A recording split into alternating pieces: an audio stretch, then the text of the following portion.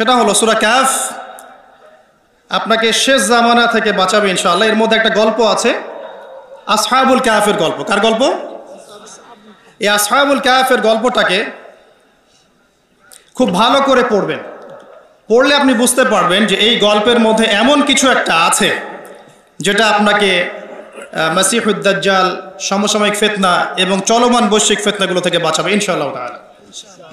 তাদের মূল কাজটা ছিল এই যে তারা ঈমান নিয়ে এসেছিল, প্রথমে ঈমানটা গোপন রেখেছে, এরপর ঈমানটাকে প্রকাশ করেছে, ঈমানের দাওয়াত মানুষকে দিয়েছে। দাওয়াত দেওয়ার পর কিছু মানুষ, মানে বেশিরভাগ মানুষই তাদের দাওয়াত কবুল করেনি।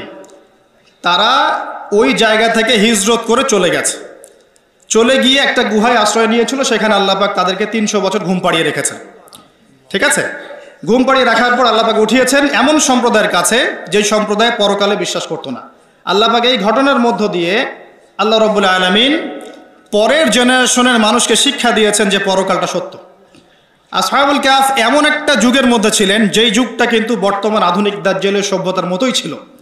সেখানেও এরকম শিরিক ছিল, সুদ ছিল, জিনা ছিল, আপনার কুফরি ছিল, হারাম সব কিছু ছিল। আপনি মিলিয়ে দেখবেন তারা ওই যুগেই থেকেছেন। এ যুগেও যারা আসহাবুল কাহফের মতো ঈমান নিয়ে আসবে, ঈমানকে চর্চা করবে, তারপরে দাওয়াত প্রদান করবে এবং ঈমান প্রতিষ্ঠার চেষ্টা করবে, এক পর্যায়ে তারা দেখতে পারবে যে পরিস্থিতি তাদের অনুকূলে থাকছে না। এই সময় আপনার কাছে অপশন হচ্ছে ফিতনা থেকে টোটালি নিজেকে ডিসকানেক্টেড করে স্বতন্ত্র থাকার চেষ্টা করা। নিজে থাকুন, নিজের পরিবার নিয়ে থাকুন, নিজের সাধ্যের মধ্যে দিনের দাওয়াতে কাজ করতে থাকুন, ফিতনাময় পরিবেশ থেকে নিজেকে সরিয়ে রাখুন।